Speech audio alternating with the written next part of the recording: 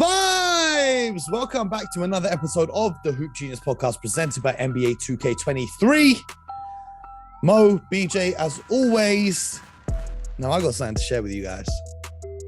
Now, if you remember throughout the offseason, obviously there's no games going on, and BJ would always complain and say, man, let's talk about on the court. I don't want to talk about all this off-court stuff. So I want you guys at home to guess who called me saying, Mo, what are we talking about? We're going to talk about Kyle Kuzma? We're going to talk about Kyle Kuzma? So BJ wants to talk about Kyle Kuzma and New York Fashion Week. That was a joke. Mister, let's keep it on the court. You didn't get my humor. You just didn't get my humor. You didn't get my humor. No, I got it. I'm just messing with you. I'm just messing with you. Kyle Kuzma once again doing his fashion exploits. But let's talk about a little bit of on the court, first and foremost. We got the EuroBasket tournament going on right now. Right. And it's currently, as we're recording this, the semifinals are about to begin. We have not got any of the top 3 NBA players left in the tournament. Jokic is out. Giannis is out. Luka is out. Only one NBA quote unquote star player remains. You know who that is, BJ? It's our Rudy. It is our favorite. Rudy. So Rudy Gobert and France to remain, and of course Evan Fournier as well. And then you've got Germany, Dennis Schroeder, who does not yet have an NBA contract or any contract for next season, made the decision to play in this tournament. Now that's a very risky decision, considering if he got injured, he would likely be without an income for the next 12 months, right? But instead, he's absolutely put on a show. And I've heard a lot of NBA teams are looking at him and they're interested in him. The leading team right now being the Los Angeles Lakers, which then, of course, brings up all the things about trading Russell Westbrook, seeing as you've already got Patrick Beverley and if you had Dennis Schroeder. So that's going to be a conversation. But then for Germany, BJ, remember earlier in the week when we talked about which breakout players were expected to have a big season? And I said, Franz Wagner. Yes. He's been doing it. He's been, the kid's been playing. The kid's been playing. So they've been doing it. And then we've got Poland, who don't currently have. So we got Poland, Germany, France, Spain, and Spain. And we'll talk about Spain in a sec, but Poland don't have an NBA player. And I'm told that their most famous ever NBA player, Marcin Gortat, is beefing with the national team. And when he thought they were going to lose, he was tweeting some stuff, and then they came back and they won. And So I don't know what's going on with that. But then we have Spain, who, of course, traditionally are a very strong team. But let me just pull up the roster for EuroBasket, because the Spanish team is a little bit older now, because we're used to seeing the Gasol brothers. We're used to seeing Ibaka. They've still got guys like Rooney Fernandez, but it's a new look team. You've got Usman Garuba, the rookie from the Houston Rockets. You've got the Hernan Gomez brothers, Willie Hernan Gomez, Juancho Hernan Gomez, AKA Bo Cruz. BJ, have you seen Hustle yet on Netflix? No, I have not. Oh my Lord. It's the film of the year. BJ, that's your homework after this show. You got to go and watch Hustle. But anyway, that's the Spain team.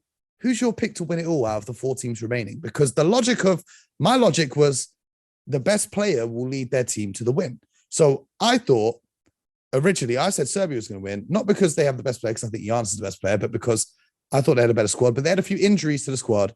And I thought maybe Giannis could do it, but he got ejected and they lost. Then I thought, okay, Luka, surely.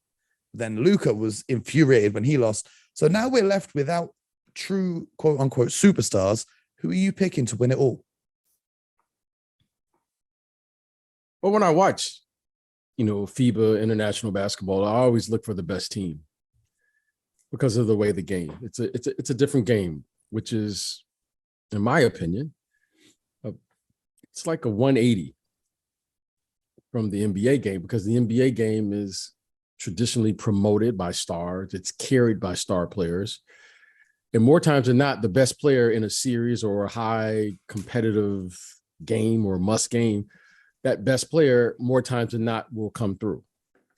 In international play, in international basketball, I think it's about the team. So I always look at their style. I look at teams that defend, teams that can somehow get more possessions by either blocking shots, steal the basketball, they pass, move, cut. And if you just asking me off the top without being there and knowing and scouting those teams, I would say probably France probably has the best team. And the reason is because of Rudy, what he does. Offensively, he's much better in international play.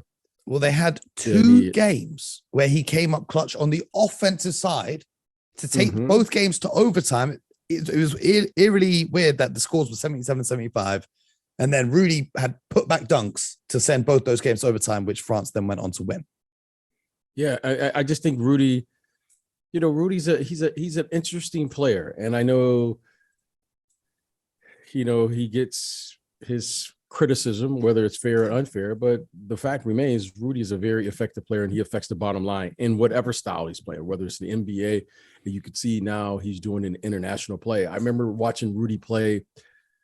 I can't remember, but for some reason it was in China doing, I think, the same tournament some years ago, the World Cup. And Rudy, he was very dominant then on the offensive end, and I thought, this guy has a chance to be a really good player. And that was some years ago. That was maybe like, I don't know, it feels like 5-6 years ago, maybe more than that. But Rudy is an effective player. So I think, without knowing anything, that he's probably the best individual player, but more importantly, I think he's the best team player left in the tournament. I'm quite excited to see what happens. That's interesting. It would be nice for Rudy, but we have a very important and a very serious issue. A nice start, and I feel that we need to discuss here on the show. And I'm sure all of you guys have heard about it, and we've not had the chance because we've been traveling and so forth to actually sit down, talk about this, but it's regarding the Phoenix Suns and their owner, Robert Sarver, who was found to be using racist language, making sexist remarks, and the NBA did an investigation, and they came up with a punishment. They found him guilty, and they came up with a punishment, which has in turn led to the NBA receiving criticism. And, the punishment was he's not allowed to be around the team for a whole year, and he has to pay a $10 million fine. Now, when you're as rich as he is, $10 million isn't like $10 million for you or I. Okay, that's the first thing. Second of all, he's not allowed to be around the team for 1 year, but he still gets to make money from the team. But anyway, regardless of my opinion, LeBron James came out, and this is what LeBron James had to say, because a lot of players in the league look to LeBron James to be the voice of the players. He said, I read through the Sarver stories a few times now. I got to be honest, our league definitely got this wrong. I don't need to explain why. You read the stories and decide for yourself. I said it before, I'm going to say it again. There's no place in this league for that kind of behavior. I love this league and I deeply respect our leadership, but this isn't right. There's no place for misogyny, sexism, and racism in any workplace. Doesn't matter if you own the team or play for the team. We hold our league up as an example of our values, and this ain't it. You know LeBron's serious because he didn't even use a single emoji or a hashtag. BJ, what are your thoughts about this? Wow. Well, it's a lot to unpack, and we all have our views, and I respect people's views, and this is a leadership issue, and I hold leadership very highly, right, in my personal life, my professional life, and you really learn a lot about people, cultures, in their most difficult moments. That's when you learn. You don't always get it right, but you learn about people. It's not about always getting it right. It's about in the pursuit of doing it right and getting it right at some point. You may not get it right the first time. You may not get it right the second time, but the fact that your intentions are to get it right. Now, it's easy for all of us, right, who are not in this position to say, oh, the NBA got it wrong. And in being in leadership my entire life, I have a lot of empathy for people in leadership positions, because 9 times, or for the most part, you get these problems put on your desk and they're just unsolvable. Okay. Adam Silver did not ask for this. This wasn't like you get up and you go, hey, what am I going to deal with today? Okay. So then I always put myself in those positions. I go, okay, now how would I handle this situation, or what would I do? When I first heard about this about a year ago, it reminded me. I don't know who gave this quote, but this has stuck with me for the last year since this story was released. I think about a year ago, if I'm recalling correctly. But this isn't the first time I heard about it. Was yesterday. Absolute authority fails absolutely. Okay. I've not heard that. I heard absolute power corrupts absolutely. Okay. Similar. Absolute. Okay. Now, the authority or the powers that be are the 30 owners. Mm-hmm. That's the absolute authority, right?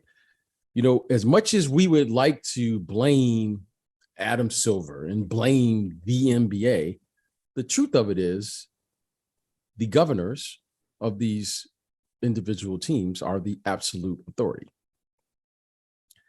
They're the absolute powers. So they're above Adam Silver, is that what you're saying? Well, it's not above. This is how the league is set up. This is the league is set up. This is how they're set up, right? I mean, they vote, they take a vote.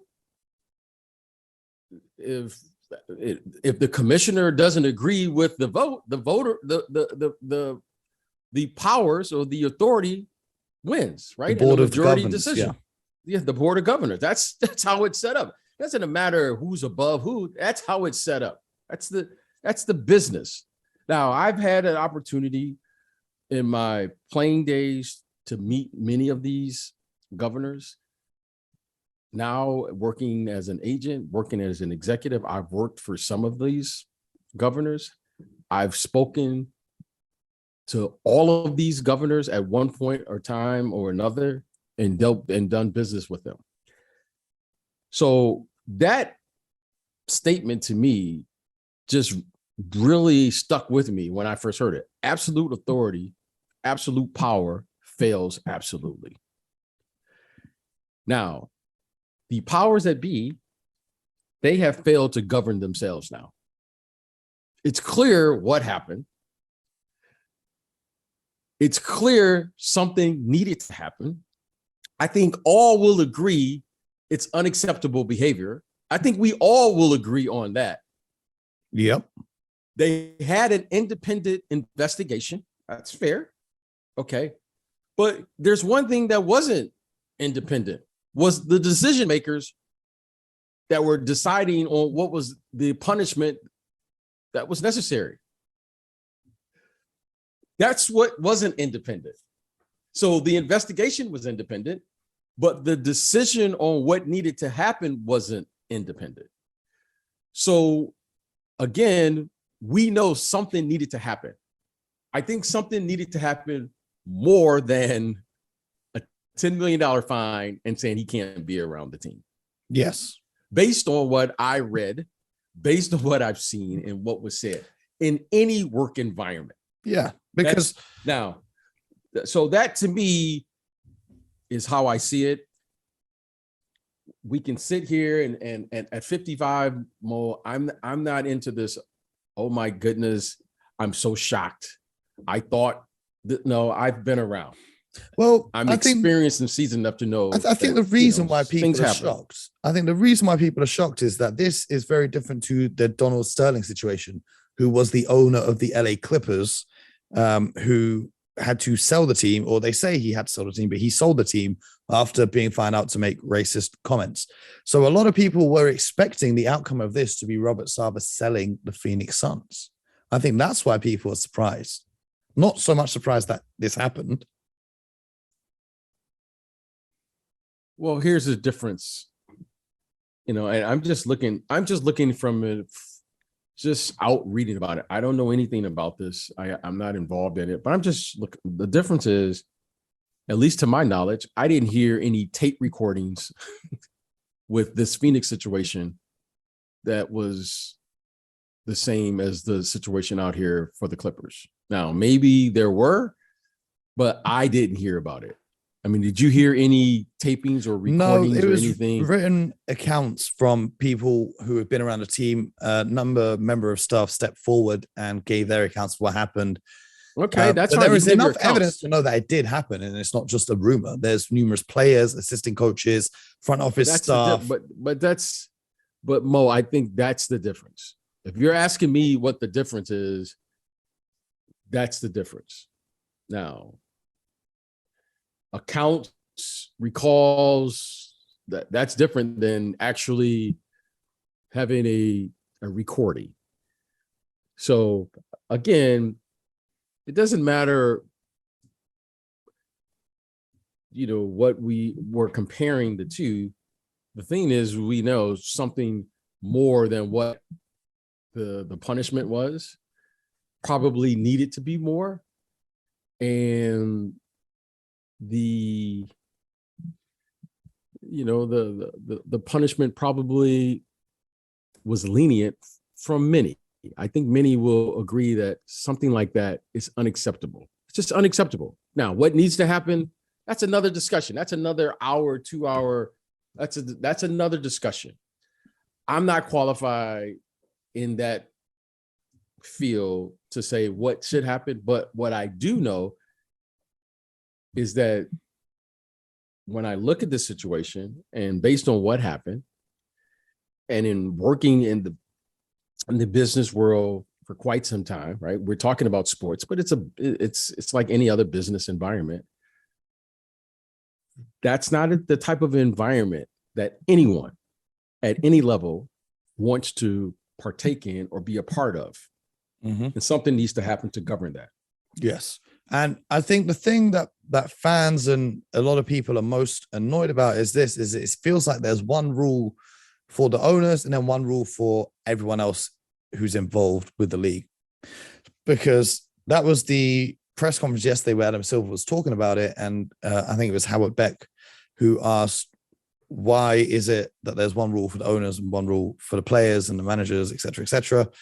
And that led to a whole another discussion about that. And then the NBA put out another statement after that. But the moral of the story here is I want to commend in particular, the women who stepped forward to talk about what it was like being in that workplace. There is absolutely no place for any type of discrimination or derogatory language in the workplace or outside the workplace or any of it. So salutes it to the people that spoke up. And I just hope that we stop having and hearing about incidents like this, because I feel like people didn't expect to see something like this after the whole Donald Sterling affair. But to know that this is still prevalent, especially amongst the NBA, which is supposed to be one of the most progressive leagues in the world, it is very, very disappointing. I think when you're younger, you probably are more surprised. As you're more seasoned, as you grow older, you learn to you see things, and you've just come to understand this is what it is. Okay, this is what it is. And you would think with all of what's going on in the world, you would think that energy and attitudes and behavior like this, especially when you have so many positive things going on, especially in sports, right? Sports is the one thing that, you have people from all around the world, right? Mm-hmm. And you would think that it's different. Well, it's not, Mo. It's not. And that's the reality of it. And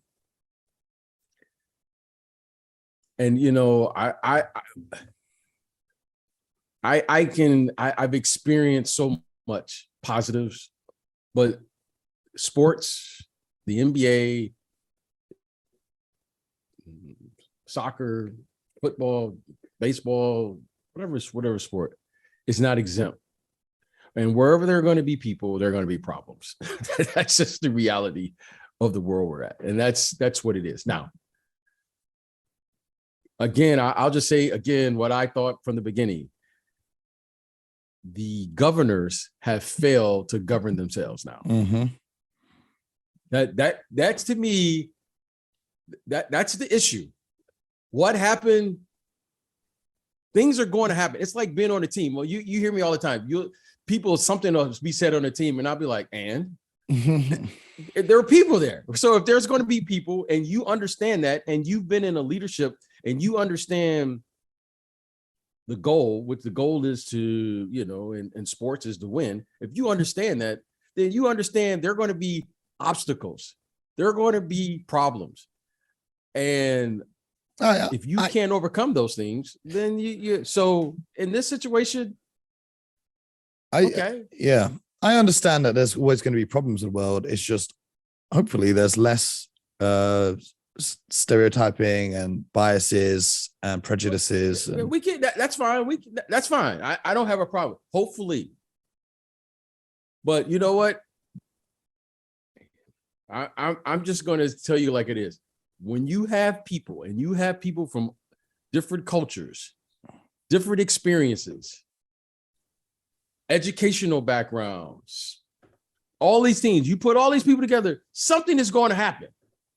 Mm-hmm. You would hope that all the people could have Mo's point of view, or who encompasses and doesn't think that. You would hope that. But let me tell you something. That's not how it works.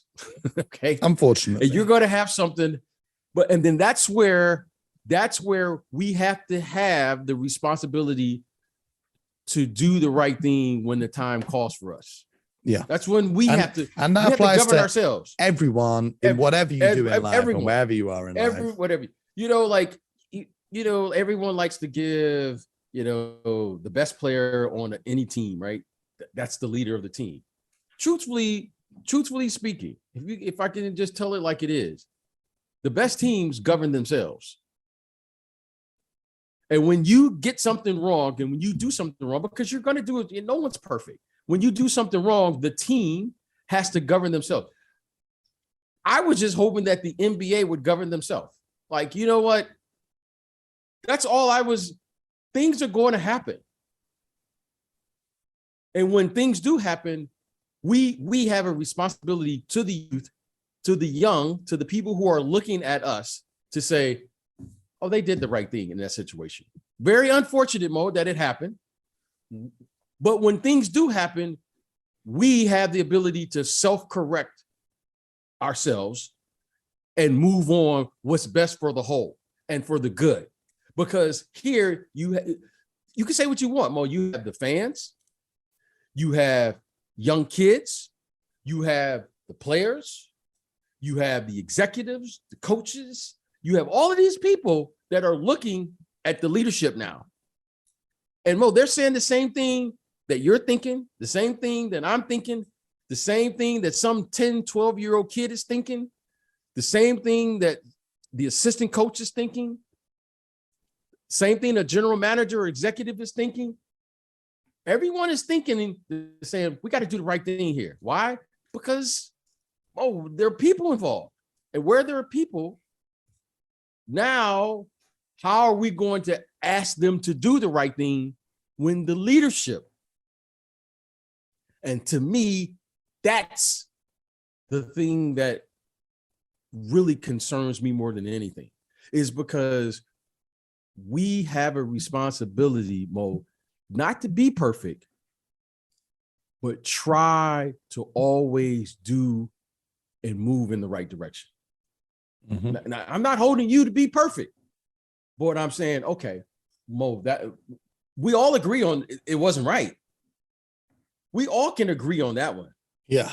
So I have one thing to say about this. One thing that irritates me every year, it's aside from this issue, but while we're talking about owners of teams, one thing that irritates me every year is that when a team wins the championship, the owner comes down from their box or wherever they're sitting, and they get to lift the trophy first before the players. Every year I see it, and it really irritates me. So this year, if the Phoenix Suns were to win the NBA championship, as long as they don't face Luka Doncic again, who would be lifting that trophy first? because the owner is not allowed to be around the team. The next, well, it's business, right? Okay, so you have the majority, you have the minority. So whoever's next, Okay, who's next? That's how it works. interesting. Well, this is the business. This is one This thing is I what give the we- Lakers credit for is when they won their bubble championship, they let the players lift the trophy first. Credit to them. To each his own. Mm. I to each his own. I'm not here because this is the business. This is the business that we signed up for. So I'm not going to sit here and complain now that I'm here. Mm-hmm. I knew this when I signed up for it. I knew this when I signed up. Now, I was the kid that was reading the thing and say, okay, this is what I signed up for. This is the business. And then all of a sudden I got here. Now I'm going to, okay, like, this is what it is. Like, this is what it is. So I just want to stay on point on what we're talking about here. This is a difficult one. This is no doubt about it. And the league is in a very, very tough situation. This is no way around it. And I don't really know what else to say about it other than, you know what, I think they are going to have to do something, and they've done something, and we'll just have to wait and see if there's going to be further action or that's it. And now we move on. Yeah. But Chris Paul came out, who was, of course, the leading point guard for the franchise, and he put out a statement yesterday. Didn't really say too much in the statement, but he expressed his frustrations with it. But I know you want to stay on point. I want to leave it on something lighthearted because it can be difficult for people to hear, people who have been victims of racism and misogyny, etc. So let's leave this on a lighthearted note, BJ. Okay. Can you promise the people that you are going to watch the movie Hustle on Netflix and come back and give us a review? Can you make that promise to me right here? Because that's what the people need. I can't. That's what the people need. But if the people demand that I watch it, yes, I'm down. Come on. Down. Well, I am. Hey, I'm a humble servant to the people. Mm-hmm. People demand it. I got it. It's my film of the year. You see, dare I say I enjoyed it more than the Giannis movie? Dare I say that? Really? Well, I knew how the Giannis movie was going to end. Do you know what I mean? Because it's real life. So it's not really like... Well, it hasn't ended. It's just beginning. Yeah, but I knew how the film would end, that he's going to get drafted to the NBA. Like, what are they going to do? Not call his name out on draft night? What's he going to do? Go to the Lakers instead of the Bucks? Like, I knew how that movie was going to finish. Like, it was a great story and it's really emotional and all that. But I like this Hustle movie. So check it out. You guys, appreciate you listening. Just to echo what BJ said before, it's important that we all stand up in our place of work or in our places wherever we are. Yes. If we see things, if we hear things, make sure that you're not silent and in the background and allowing things to happen. Make sure you stand up for what is right and make sure your voice is heard. We appreciate each and every single one of you. We're going to be back tomorrow. Hopefully BJ comes back and he's watched the movie and he can give us a little review because there's not much happening in the NBA right now. So that would be a nice topic for us to talk about. But anyway, until next time, my people, it's good to be back. We appreciate you. Make sure you get buckets.